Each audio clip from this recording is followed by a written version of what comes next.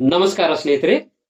ಭೂಮಿ ತಾಯಿಯು ನಮ್ಮನ್ನು ಯಾವಾಗ್ಲೂ ಕಾಪಾಡ್ಬೇಕಂದ್ರೆ, ಆ ತಾಯಿಯಿಂದ ಯಾವುದೇ ರೀತಿ ನಮ್ಗೆ ತೊಂದರೆ ಆಗ್ದಂಗೆ ಇರ್ಬೇಕಂದ್ರೆ ಏನ್ ಮಾಡ್ಬೇಕು ಗೊತ್ತಾ? ಪ್ರತಿದಿನ ನಿದ್ದೆ ಎದ್ದ ತಕ್ಷಣ ಎಲ್ರೂ ಆ ತಾಯಿಯನ್ನ ಪ್ರಾರ್ಥನೆ ಮಾಡ್ಬೇಕಾಗುತ್ತೆ. ಯಾವ ರೀತಿ ಪ್ರಾರ್ಥನೆ ಮಾಡ್ಬೇಕಂದ್ರೆ, ಅಮ್ಮ ತಾಯಿ, ನಾನು ನಿನ್ನ ಮೇಲೆ ಕಾಲಿಡ್ತಾ ಇದ್ದೀನಿ, ದಯವಿಟ್ಟು ತಪ್ಪು ತಿಳ್ಕೊಳ್ದೆ ಕ್ಷಮಿಸ್ಬಿಡು.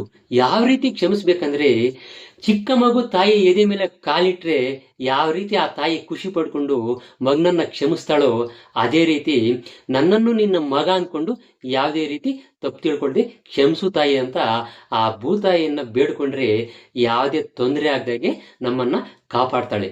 ಯಾವ ರೀತಿ ಕಾಪಾಡ್ತಾಳಂದ್ರೆ, ಕೆಲವರು ಎಷ್ಟೋ ಘಟನೆಗಳನ್ನ ನೋಡಿರ್ತಾರೆ, ಎಷ್ಟೋ ಅನುಭವ ಆಗಿರುತ್ತೆ. ನಡ್ಕೊಂಡು ಹಾಗೆ ಸುಮ್ಮನೆ ಹೋಗ್ತಾ ಇರ್ತಾರೆ, ಇದ್ದಕ್ಕಿದ್ದಂತೆ ಬಿದ್ದೋಗ್ತಾರೆ. ಗಾಯ ಆಗಿರಲ್ಲ, ಪೆಟ್ಟಾಗಿರಲ್ಲ, ಒಳಗಡೆ ಮಾತ್ರ ಮೂಳೆ ಮುರಿದೋಗಿರುತ್ತೆ. ಇನ್ ಕೆಲವರು ಎಷ್ಟೋ ಎತ್ತರದಿಂದ ಕೆಳಗಡೆ ಬಿದ್ದಿರ್ತಾರೆ, ಆದ್ರೆ ಅವ್ರ ಗಾಯ ಆಗಿರಲ್ಲ, ಪೆಟ್ಟಾಗಿರಲ್ಲ. ಈ ರೀತಿ ಎಲ್ಲ ಏನಕ್ಕಾಗುತ್ತೆ?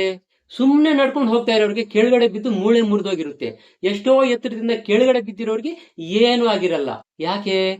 ಯಾಕಂದ್ರೆ ನಮ್ಮನ್ನ ಕಾಪಾಡೋದು ಆ ಭೂಮಿ ತಾಯಿನೇ, ಶಿಕ್ಷೆ ಕೊಡೋದು ಆ ಭೂಮಿ ತಾಯಿನೇ. ಆ ಭೂಮಿ ತಾಯಿಗೆ ನಾವು ಯಾವ ರೀತಿ ಮರ್ಯಾದೆ ಕೊಡ್ತೀವಿ, ಅದಕ್ಕೆ ತಕ್ಕಂತೆ ಆ ಭೂಮಿ ತಾಯಿ ನಮ್ಮನ್ನ ರಕ್ಷಣೆ ಮಾಡ್ತಾಳೆ, ಶಿಕ್ಷೆ ಕೊಡ್ತಾಳೆ.